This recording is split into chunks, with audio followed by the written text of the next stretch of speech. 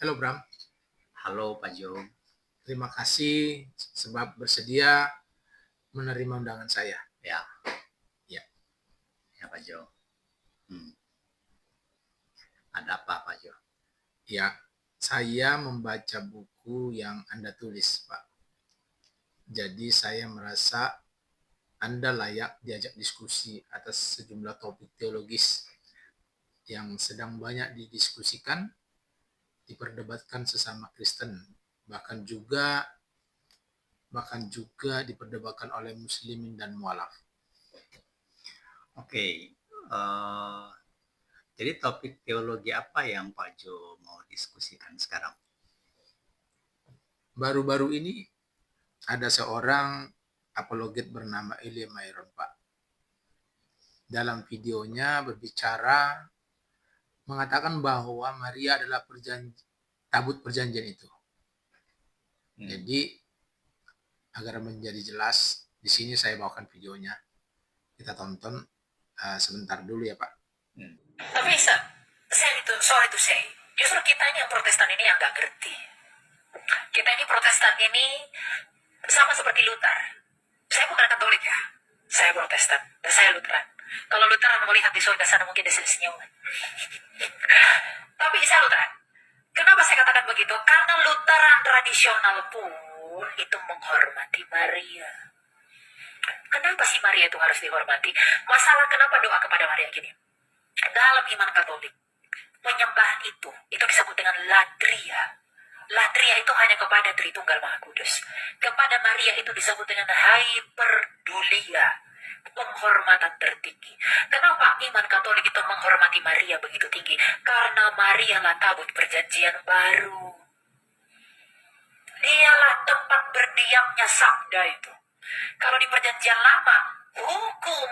Coba, di dalam tabut perjanjian lama, ada 3 benda. Ada roti mana, ada tongkat Harun, dan ada apa? Satu lagi, loh batu. Mewakili kenabian, keimamatan, dan kerajaan. Mesias. Di dalam perut Bunda Maria, ada pribadi bernama Kristus yang adalah raja dari Daud, imam dari Melkisedek, dan nabi menurut Musa. Jadi Bunda Maria adalah tabut perjanjian baru. Makanya dia begitu dihormati. Sama seperti tabut perjanjian lama yang begitu dihormati, maka tabut perjanjian baru pun dihormati. Nah, apakah orang Katolik menyembah Maria? Mereka menghormatinya. Lalu ketika berdoa kepada Maria, mereka tidak pernah berdoa kepada Maria. Mereka berdoa bersama Maria agar dia memohon kepada Maria. Maria, memohonlah, berdoalah bersamaku, sampaikanlah permohonanku kepada putramu. Itu bukan berarti Maria jadi imam. Sama seperti saya mengajak, doakan saya ya sama Tuhan. Maka saya mengajak Bunda Maria untuk turut berdoa bersama saya kepada Kristus, agar Kristus menyampaikan kepada Bapa. Nah, ini dia. Nah, oke. Setelah kita tonton ini, bersediakah Anda memberi pendapat teologis?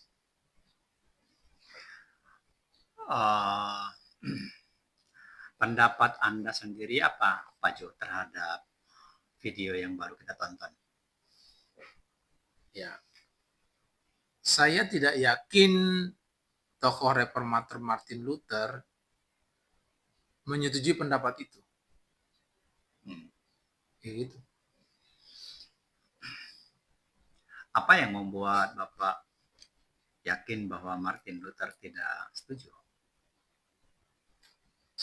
Karena di dalam gereja Lutheran tidak pernah ada pesan doktrinal seperti itu. Yang demikian, atau semacam pesan yang menggiring opini atau membimbing kepada pengertian yang disampaikan olehnya. Tapi saya tidak tahu bagaimana cara mengemukakannya secara teologis. Jadi bersediakah Anda Pak memberikan pendapat? Dari yang saya dengar tadi ya, pendapat saya nih, yang dikatakan Elia Myron itu tidak memiliki dasar teologi berbasis Alkitab, Pak. Pendapatnya itu tidak berpatokan kepada patokan yang Allah buat.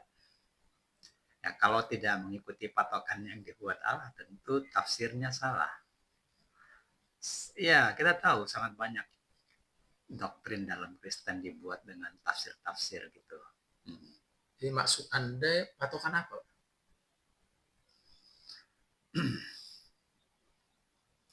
Ada sejumlah patokan dan itu harus diikuti, tidak boleh dilangkahi. Apa saja patokannya itu, Pak?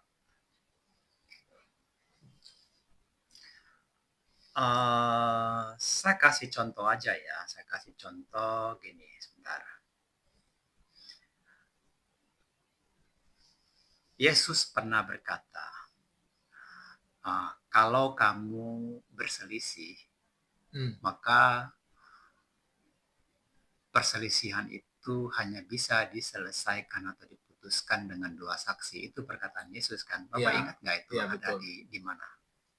Ya, itu di Yohanes 8. Ya, coba Bapak baca. Saya buka di sini. Yohanes 8 ayat 17 Ya. 18. Ya, silakan baca. Saya coba baca. Ya. Dan dalam kitab Tauratmu ada tertulis bahwa kesaksian 2 orang adalah sah. Akulah yang bersaksi tentang diriku sendiri dan juga Bapa yang mengutus aku bersaksi tentang aku. Maka bawalah 2 saksi agar dengan saksi itu sebuah perkara bisa diputuskan. Ya, betul kan Pak? Ya. Bapak setuju dengan ini? Ya, setuju dengan ini. Ya, ini kan ucapan Yesus sendiri menyuruh kalau kita berselisih. Karena bagaimanapun kan kita doktrin, ajaran, terpaksa kita berselisih. Nggak mungkin kita terima-terima begitu aja kan Pak? Iya, betul. Jadi itulah patokannya. Jadi kalau kita misalnya dalam konteks yang kita dengarkan tadi, jadi kalau patokan ini diterapkan ke dalam untuk menguji doktrin Elia Miron tadi, dan kemudian kepada dia kita tanyakan, Pak Elia, tolong tunjukkan di mana Yesus pernah bersaksi bahwa Maria itu tabut. Sementara Yesus sendiri berkata di salah satu bagian perkataannya malah berkata Maria itu bukan ibuku. Ada tuh kita tulis di Matius 12 ayat 47 sampai 48. Matius 12 ya. Ya, Matius 12. 47 sampai 8. Ya. Coba bacakan. Maka seorang berkata kepadanya, lihatlah ibumu dan saudara-saudaramu ada di luar dan berusaha menemui engkau.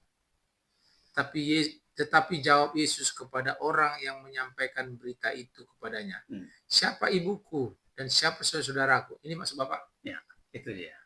Oke. Ya. Jadi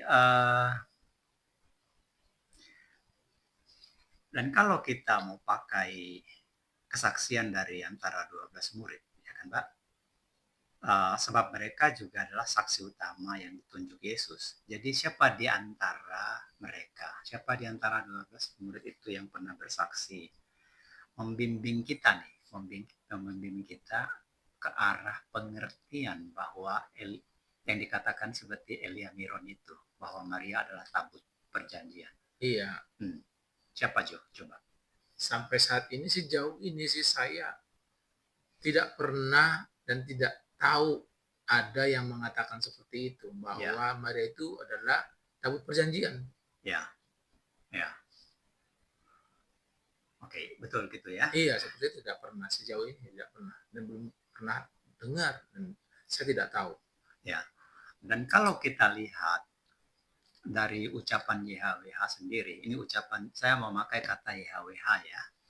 Karena YHWH itu adalah Allah yang belum mengenalkan diri, yang kita belum tahu cara mengucapkannya sampai belakangan hari kita tahu mengucapkannya. Ya, YHWH itu Yesus. YHWH sendiri berkata jangan melebihi Musa. Ada kata-kata itu, jangan melebihi Musa. Gitu Pak, itu patokan juga. Jadi di mana Musa pernah berkata yang membimbing kita kepada pengertian bahwa Maria adalah tabut. Gitu, Pak Jo. Nah ini, apa kaitan Musa dalam hal ini, Pak? Pak Bram tidak asal bicara. Ini sepertinya eh, kaitan Musa dengan hal ini, di mana pernah Yahweh berkata supaya kita jangan melebihi Musa? Ya saya nggak melebih-lebihkan dan saya justru menentang, menafsir-nafsirkan. Tetapi apa yang tertulis, apa yang diucapkan di YHWH saya percaya 100%. Jadi gini, Musa adalah saksi utama YHWH, sang Allah yang membawa Israel keluar dari Mesir itu, dia berkata nih, memakai lidah Musa, menaruh perkataannya di dalam mulut Musa, ke dalam lidah Musa. Seperti itu. Jadi apakah Tuhan menaruh hanya kepada lidahnya Musa atau hanya kepada Musa? Apakah YHWH hanya mengangkat satu saksi yaitu Musa, Pak? Ya, memang ada banyak nabi ya. Ada banyak nabi, tetapi YHWH sendiri berkata tingkat atau level komunikasi dia kepada Musa dan kepada nabi yang dibangkitkan itu berbeda. Gitu.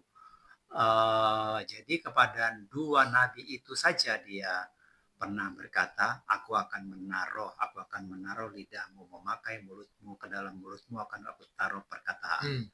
Dan perkataanku itu adalah perkataan yang harus kau sampaikan kepada Israel. Yang dua itu. Oh, ada dua. Jadi selain Musa siapa, Pak? Ya, nabi yang dibangkitkan itu. Dia belum identitas namanya siapa?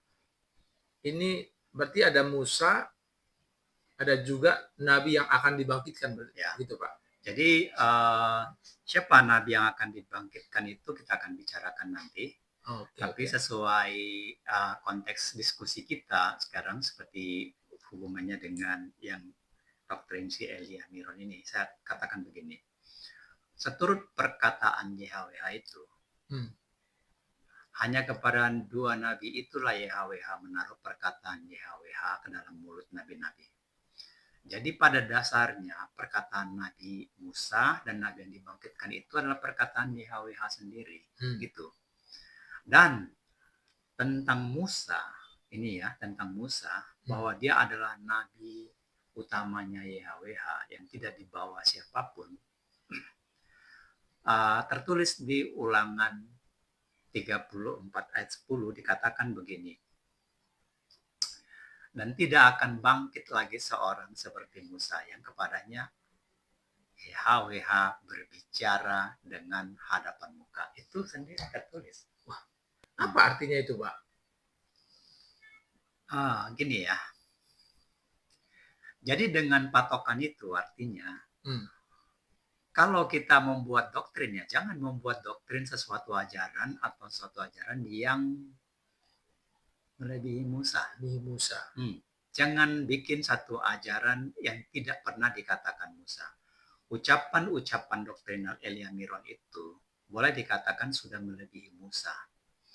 Rasul Yesus yang 12 itu tidak pernah berkata bahwa Maria adalah tabut perjanjian. Musa juga tidak pernah berkata begitu, tidak ada. Jadi jika demikian, Pak, jika memang harus berdasar yang ada tertulis, maka saya juga menagih Anda. Di mana ada tertulis di Alkitab patokan demikian? Kamu menagih patokannya ya? Iya. Berdasar yang ada di Alkitab. Ya, karena patokan ini harus kita tahu di mana ditertulis patokannya itu. Ada, Pak. Bisakah Anda tunjukkan di mana? Soalnya memang banyak pengajar berkata 100% sola scriptura, ya kan? Harus 100% Alkitab, tapi isi doktrinnya hanya tafsir-tafsir. Jadi bisakah Anda tunjukkan kepada kita semua atau pada forum patokan tertulis itu, Pak? Oke, baik. Anda buka kitab Bilangan 12, Pak. Bilangan 12. Ayat berapa? Ayat 6 sampai ayat 12. 6 sampai 12. Saya kasih pengantarnya ya. Bapak baca nanti ayatnya ya. Baik. Di dalam perikop itu dikisahkan satu waktu para nabi itu berselisih. Jadi Nabi Harun Miriam kan nabi juga tuh, Iya. walaupun mereka kakak beradik, Hmm. itu mereka kayaknya berselisih, Hmm. rebutan pengaruh. Setidak-tidaknya di mata jemaat gitu. Di mata umat Ya, Israel. jadi Miriam dan Harun mengata-ngatai Musa di depan jemaat tuh. Menggosip lah. Ya, ya dalam bahasa Alkitab dikatakan mengata-ngatai. Iya. Ada tulisan mengata-ngatai Musa gitulah. Apa yang dikata-katain ya kurang lebih soal pengaruh lah. Karena Miriam kan bilang, apakah hanya kepada Musa Allah bicara? Itu Iya. kan perkataan daripada Miriam kepada jemaat gitu loh. Iya. Jadi meminta jemaat supaya jangan hanya dengarkan Musa saja, tapi dengarkan gua juga nih, kan gitu ya. Nah, tapi ternyata kemudian kan YHWH datang memanggil mereka bertiga. Iya. Ya kan? YHWH turun dalam kemah tuh, panggil mereka depan kemah itu, YHWH turun dalam awan, bicara kepada mereka. Coba baca dulu. Di bilangan 12 tadi ya Pak ya? Ya. 6 ayat 6 sampai 12. Ya. Lalu berfirmanlah, dengarlah perkataanku ini di antara semua nabi. Aku YHWH menyatakan diriku kepadanya hanya melalui penglihatan dan berbicara dengannya melalui mimpi.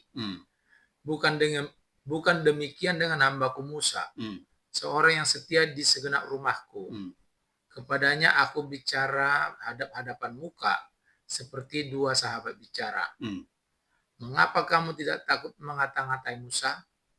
Lalu bangkitlah amarah YHWH terhadap Harun dan Miriam. Lalu pergilah YHWH. Dan ketika awan telah naik di atas kemah, maka tampaklah Miriam kena kusta. Dan Harun berkata, Tuanku Musa, jangan kiranya timpakan kepada kami dosa ini yang kami perbuat dengan kebodohan kami. Oke. Jadi bersediakah Bapak menjelaskan ayat ini? Sebenarnya tanpa perlu saya jelaskan, sudah tertulis di situ. Tapi saya jelaskan begini ya. YHWH berkata kepada, kalau saya ngomong nih kepada nabi-nabi, dia bilang, saya tuh ngomongnya pakai penglihatan kepada semua dia nabi. Kalau YHWH ngomongnya pakai penglihatan dan mimpi. Iya. Kecuali kepada Musa. Kalau kepada Musa dia berbicara dengan bahasa verbal begitu, seperti dua sahabat lagi bicara hadap-hadapan muka, itu pengakuan daripada YHWH. Artinya Musa berada pada satu tingkatan yang berbeda dong dari Miriam dan Harun. Seperti kalau kita lihat semua nabi kan, Yesaya itu kan kitabnya itu kan berisi penglihatan. Iya. Betul begitu? Iya. Ya. Tetapi kepada Musa dan kepada satu lagi nabi yang dibangkitkan itu, dia bicara hadapan muka. Hadapan muka seperti dua sahabat lagi bicara, itu artinya bahasa yang tidak perlu diarti-artikan lagi gitu loh. Seperti itu. Oke. Jadi ini patokan terus menjadi patokan 100% sola scriptura. Ya, menurut Bapak itu scriptura bukan? Tertulis kan?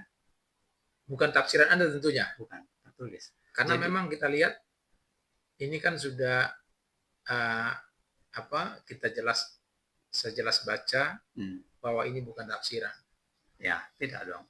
Jadi intinya saya garis bawahi di situ adalah, pertama, Musa adalah nabi utama. Itu pertama ya, dari bilangan 12 itu. Itu Musa di antara segala nabi adalah nabi utama.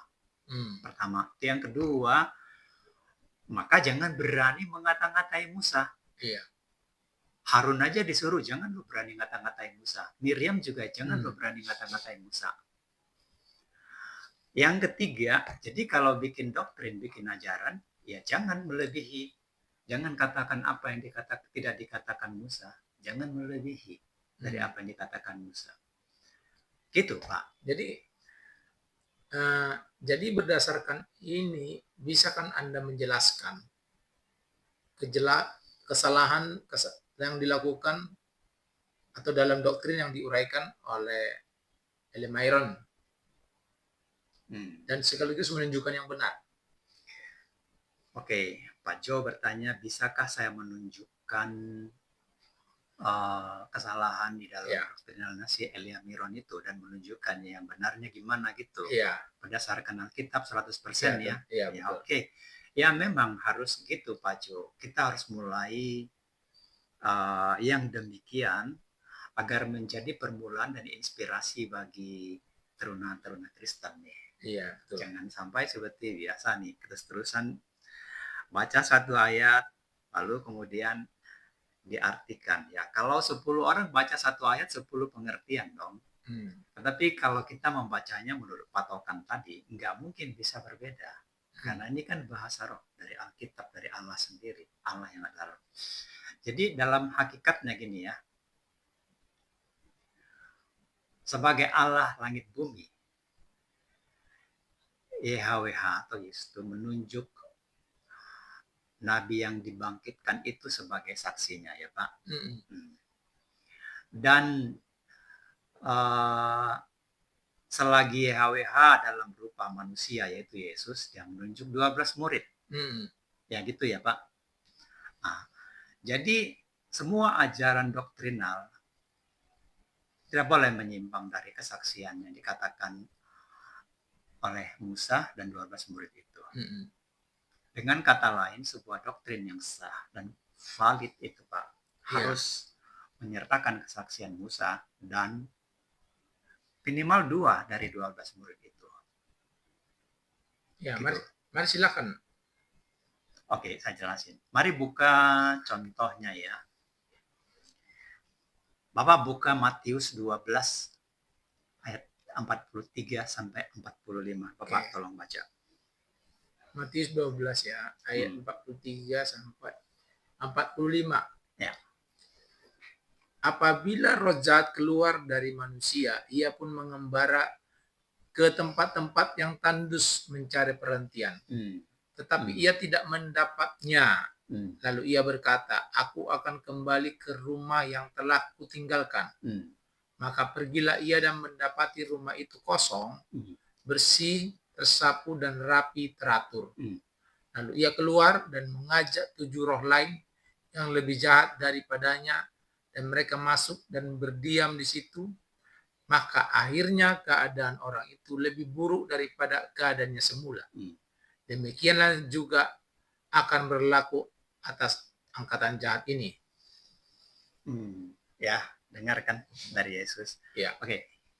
Ini ucapan Yesus sendiri loh. Iya. Jadi dari perkataan ini kan Yesus lagi memberi keterangan kan di situ kan. Oke, dari intisari perkataan Yesus itu yang kita tangkap adalah pribadi roh atau roh. Entahkah itu pribadi setan atau pribadi apa, pokoknya pribadi roh itu butuh wadah. Betul nggak? Iya. Itu intisarinya kan? Iya. Butuh wadah kan? Nah, kalau kita bicara wadah itu kan kemah, rumah, bait, tabut itu sama sebenarnya. Itu adalah kata-kata yang berbeda tapi diksinya sama. Iya. Jadi kalau kita berbicara tabut di sini, Yesus berkata bahwa kau adalah baitku. Kau adalah bait Allah. Guru kita mengatakan kitalah baitnya. 1 Korintus 19 ya katanya. Ya, salah satunya ya. Sebutkan ya. Jadi kalau kita berbicara bait, ya Allah diam di dalam kita. Kita lah tabut itu. Tabut Allah itu kita sekarang. Seperti itu. Dan kalau Bapak mau lihat di kitab Musa, saya akan bawa Bapak ke kitab Musa bahwa apa yang saya katakan ini paralel. Jadi ini dekripsinya nih. Sebenarnya ini kunci pembukanya nih dari yang Yesus katakan tadi itu. Karena enkripsinya dari kitab Musa. Bapak buka Keluaran 25. Keluaran 25. Ya, itu perikop tentang tabut perjanjian. Bapak akan bisa melihat semuanya secara ayat 22 ya. Bapak baca ayat 22. Keluaran 25 ayat 22, dan di sanalah aku akan bertemu dengan engkau, dan dari atas tutup perdamaian itu, dari antara kedua kerup yang di atas tabut hukum itu, aku akan berbicara dengan engkau, tentang segala sesuatu yang akan kuperintahkan kepadamu untuk disampaikan kepada Israel, orang Israel ya. Mengerti nggak? Ya, Saya jelasin. ya silakan. Oh, silakan jelasin Pak. Ya, Oke, tolong Bapak buka dulu dari ayat 10-nya. Saya Ayat 10 pinjam ya. Alkitab Bapak ya. ya saya baca. Oke, Oke, saya pinjam ya. Ya. Saya bacakan ya. Ayat 10 ya. Iya. Ayat 10 berkata begini. YHWH berfirman kepada Musa, haruslah mereka membuat tabut. Nah, di sini tabut dibikin ya. Tabut ya. Tabut dibikin dari kayu penaga. 2,5 hasta panjangnya, 1,5 hasta lebarnya, 1,5 hasta tingginya. Ya, itu dimensinya, ukuran daripada tabut itu ya Pak. Iya. Di ayat 11 dikatakan, haruslah engkau menyalutnya dengan emas murni dari dalam dan dari luar. Jadi tabut itu tuh, Pak, bagian dalamnya disalut dengan emas, bagian luarnya disalut dengan emas juga, ditutup semua. Jadi kayu itu nggak terlihat, yang terlihatnya itu emas. Ya. Itu ayat 11 ya. Ayat ke-12 berkata begini, haruslah engkau memasang 4 gelang emas. 4 gelang, dan gelang itu terbuat dari emas. Untuk tabut itu, pasanglah gelang itu pada keempat penjurunya, yaitu 2 gelang pada rusuknya yang satu, 2 gelang lagi dirusukkan. Artinya ada 4 gelang dipasang di tiap pojokan. Iya. 2 rusuk kiri, 2 rusuk kanan. Iya. Apa gunanya gelang itu dijelaskan di ayat 13 begini. Engkau harus membuat kayu pengusung dari kayu penaga juga, dan menyalutnya dengan emas. Jadi suruh bikin kayu pengusung nih, disalut juga dengan emas. Itu ayat 13 ya. Ayat 14, haruslah engkau memasukkan kayu pengusung itu ke dalam gelang yang dirusuk tabut itu, supaya dengan itu tabut bisa diangkat. Jadi ditusuk ke gelangnya itu, tabut diangkat dengan kayu pengangkat itu, ya kan? Ayat 15 berkata, kayu pengusung itu harus tetap tinggal di gelang itu, nggak boleh dicabut-cabut. Oke? Ayat 16 berkata, dalam tabut itu haruslah kau taruh loh hukum yang akan kuberikan kepadamu. Bapak tahu loh hukum itu kan? Ya. Itu loh batu tuh, Batu yang 2. ditulis hukum Taurat, itu ditaruh di dalam tabut itu. Ya, seperti itu. Itu ayat 17. Ayat 18 berkata begini. Dan haruslah kau buat 2 kerup dari emas. Kerup itu kita artikan aja malaikat patung dalam bentuk patung ya. Iya. Kau buatlah itu dari emas tempaan. Jadi dicetak emas tempaan gitu ya. Pada kedua ujung tutup pendamaian itu. Jadi tutup kerup itu, tutup daripada tabut itu, disebutnya tutup pendamaian. Iya. Ya, penutupnya itu.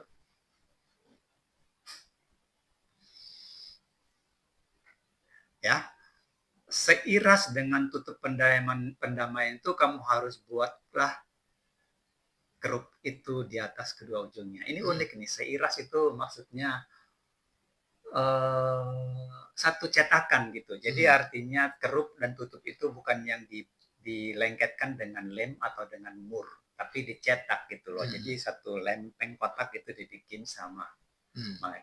Seperti itu, pasti mahal itu bikin, kalau bikin satu cetakan, ya kan Pak? Iya betul. Karena cetakannya pasti gede. Itu informasi di ayat kedua 19. Ayat 20 berkata, kerup-kerup itu harus dalam posisi mengembangkan kedua sayapnya ke atas. Sedang sayap-sayapnya menudung tutup pendamaian itu ke atas, tapi menudung gini. Menutupnya mukanya menghadap kepada masing-masing kepada tutup pendamaian itu. Jadi mukanya itu menunduk ke bawah, mengarah kepada tutup pendamaian. Di bawah tutup pendamaian itu ada apa tadi? Blok batu. Pulau Batu, ya. Jadi wajahnya itu memandang ke situ sebenarnya, oke? Ayat 21 berkata, haruslah kau letakkan tutup pendamaian itu di atas tabut. Dalam tabut itu harus engkau menaruh loh hukum, diulangi lagi tuh ya. Hukum kau taruh di situ di bawah itu tutup pendamaian itu. Yang akan kuberikan kepadamu. Baru ayat 22 berkata, di sanalah aku akan bertemu dengan engkau. Dari atas tutup pendamaian itu, dari antara dua kerup yang di atas tabut hukum itu, aku akan berbicara dengan engkau tentang segala sesuatu yang akan kuperintahkan kepadamu untuk disampaikan kepada Israel. Pak, gini loh artinya nih. Dijelaskan begini. YHWH berjanji akan datang. Di mana dia akan datang, dia katakan, aku akan duduk di tutup pendamaian itu, di atas Taurat itu. Oke, kita bicara dulu sedikit tentang tabut ini. Bapak tahu, tabut ini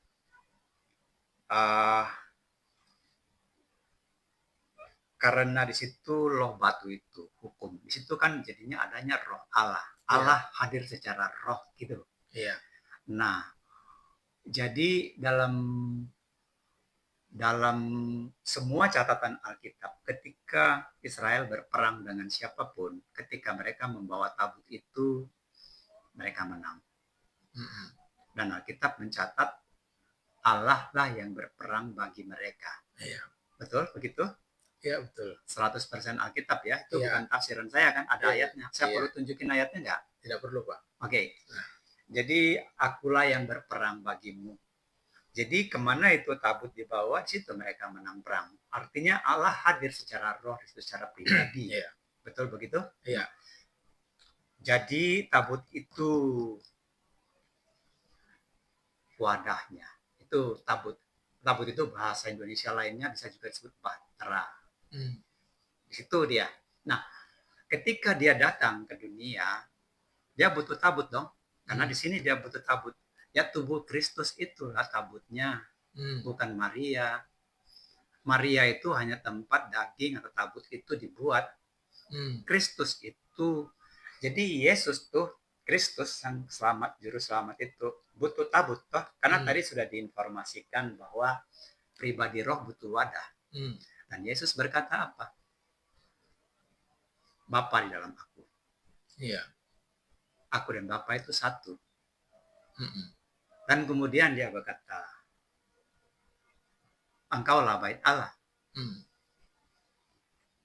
Jadi kalau begitu, yang dikatakan Miron itu ya salah dong secara Alkitab. Karena tabut Allah itu sekarang, tabut perjanjian itu adalah kita sendiri. Di dalam kita tuh Allah berdiam sekarang. Kan begitu? Iya. Oke, sampai di situ? Iya. 100% berdasar Alkitab, betul nggak tuh?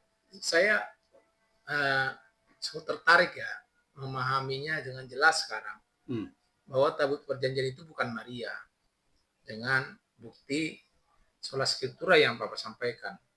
Jadi bagaimana pendapat Anda tentang Elia Myron sekarang?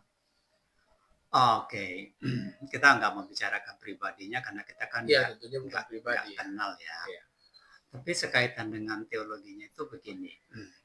Bayangkan sekarang nih, kalau ada orang yang percaya dengan perkataan dia, jadi katakan itu Maria itu adalah tabut perjanjian itu, dan itulah sebabnya kita berdoa kepada Bapa, mengajak dia berdoa, kita menyampaikan harapan melalui dia gitu loh, bukan memuji dia, menyembah, tapi mengajak dia berdoa dan segala macam tetek kata-katanya lah gitu loh. Kalau ada orang yang kemudian berdoa kepada Maria, padahal Yesus sudah mengancam di Matius 7:21, banyak orang yang kutolak gitu loh. Iya. Begini ya, Allah kita sudah sama tahu itu adalah pencipta. Atau bisa juga disebut dia sumber dari awal segalanya, maka disebut Bapa. Tapi bisa juga disebutkan tempat pengharapan kan. sumber pengharapan kan. Iya. Ketika kamu berdoa kan itu tentang pengharapan.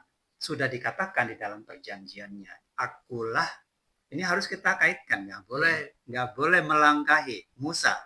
Di kitab Musa, YHWH telah berkata, akulah YHWH, Allahmu, atau tempatmu berharap. Jangan ada Allah lain bagimu. Jangan ada tempat berharap bagimu selain aku. Jelas enggak itu, Pak? Iya, itu sangat jelas. Ya. Jadi ketika kamu berdoa kepada Maria, salah tidak? Tentu salah. Di perjanjian lama ada contohnya. Ketika Saul kelimpungan didesak oleh orang Palestina. Dan bangsa Israel juga tentunya. Ya. Dia mencari roh siapa? Oh, itu roh Samuel. Ya. Dia cari roh Samuel. Disalahkan nggak dia? Dibenarkan atau disalahkan? Disalahkan. Samuel sendiri nyalahkan dia. Kenapa kau cari aku udah mati gitu loh. Kenapa kau ganggu aku gitu loh. Dia bilang aku ini terdesak. Ya besok kau pun akan mati gitu loh. Sama keluargamu kau akan mati sama-sama aku besok di sini. Karena dia mencari Samuel bukan mencari Tuhan Allah. Ya semarah-marahnya Allah kepada dia harus cari Allah. Tapi dia potong kompas. Dia pikir Maria, dia pikir Samuel bisa memperantarai. Enggak bisa. Hukum itu bukan sesuatu yang bisa ditawar-tawar ya. Nanti Allah ngerti kok, ini kan Maria, ini kan yang dia pilih, ini kan Samuel, ini kan orang kudusnya. Enggak gitu. Itu bahaya sekali dong, Pak. Sangat ya. Sangat. Karena melihat dari Saul kan, Saul yang begitu langsung Samuel berkata, hari ini kamu mati bersama aku juga dan keluargamu. Sangat. Bahkan boleh saya katakan, jadi gini ya, jangan bikin sementara sih kepada para pengajar yang sudah senior. Kalian di Alkitab tadi dikatakan, kalau ada orang kecil percaya kepadaku, kemudian diajar dengan cara demikian. Orang kecil itu kan tentang orang yang nggak pandai teologi, nggak pandai baca tulis mungkin. Elia Miron kan sudah raksasa itu sekarang. Banyak yang dengar dia sekarang. Misalnya gitu, pengetahuannya luas. Ini menceritakan tentang analogi anak kecil dengan orang besar, ya kan? Atau orang miskin dengan orang kaya. Pak, itu bahaya banget, Pak. Apa bahayanya bagi orang Kristen yang mengajar dengan salah seperti itu? Bapak pernah nggak dengar Yesus mengancam para pengajar? Iya, pernah. Coba baca ya. Di mana? Coba baca. Sebentar ya, saya lihat. Saya pernah dengar itu. Ya, Matius 18. Oh, Matius 18 ya. ayat 6. Ya. Saya baca sekarang, Pak. Tetapi barang siapa menyesatkan salah satu dari anak-anak kecil ini yang percaya kepadaku, lebih baik baginya jika sebuah batu tilangan diikatkan pada lehernya lalu ia ditenggelam ke dalam laut. Di sini. Jadi tentu yang disesatkan juga akan dihukum toh. Tetapi yang menyesatkan, guru yang mengajarkannya, diapain di sini? Dikatakan lebih baik baginya jika sebuah batu kilangan diikatkan kepada lehernya. Ya, kalau saya artikan sebenarnya begini. Jika dia hanya sekedar diikatkan batu dengan tali tenggelamkan ke laut, itu masih ringan. Jadi bayangkan hukuman yang sebenarnya nanti. Lebih berat buat para pengajar. Maka saya bilang nih, para pengajar yang senior harus membimbing, jangan takut tuh. Anak-anak muda tuh lebih bagus juga menguji sekarang doktrin-doktrin yang masih diperdebatkan itu. Untuk lebih dimurnikan, jangan malah bikin doktrin baru loh. Oh begitu ya Pak ya? Ya, bersalahan nanti Kristen kita. Kita bukannya masuk neraka, surga, masa masuk neraka, kita semua dibuang kita sama Yesus. Itu menjadi prioritas kita yang anak-anak muda zaman sekarang ya, berarti tidak menambahi doktrin, tapi mengevaluasi atau ya perbuatannya Elia Miron ini berbahaya buat dirinya. Kalau dia nggak ngerti itu ya saya nggak tahu lagi. Dia baca hafal ini, tapi tidak mengerti fakta bahasa peringatan simpel seperti itu. Jadi apa saran Pak Bram tentang hal ini? bukan hanya kepada Elia Miron, tetapi kepada semua. Sekarang ini lebih bagus kita ayo sama-sama mari berdiskusi, menguji untuk menuju kemurnian. Karena sekarang kan yang dimintakan tentang pemurnian, kan? Pengenalan untuk pemurnian, kan? Pemurnian kita kepada pengenalan kita dan Allah itu sendiri. Kita nggak boleh lagi dua Allah, tiga Allah gitu loh. Perjanjian yang tidak ada jelas bisa, tapi sekarang perjanjiannya hanya ada yang baru, hanya ada satu Allah, tidak ada Allah lain, Allah dua, Allah tiga. Itu harus diuji. Baik, menurut saya lebih bagus mereka luangkan waktu untuk menguji itu. Demikian dari saya, Pak. Terima baik, kasih. menarik, sangat luar biasa pembahasan ini. Baik, pemirsa, kalau Anda setuju atau tidak dengan apa yang baru Anda dengar, kiranya Anda juga bersedia meninggalkan komentar di kolom komentar ya. Dan sekiranya ada video lain yang di hati Bapak Ibu yang ingin kita diskusikan, ya, atau suatu waktu kita mau observasi. Jadi dalam hal ini memang kita dianjurkan oleh para guru kita, para rasul untuk menguji. Saya percaya Anda pun sudah melihat nasihat para guru kita. Jadi kalau kita sedang menguji itu bukan sebuah kesalahan atau kelancangan. Jadi demikian video edisi kali ini. Semoga memberkati dan Tuhan Yesus memberkati kita semua. Haleluya. Haleluya. Salam. Ya, thank you bro.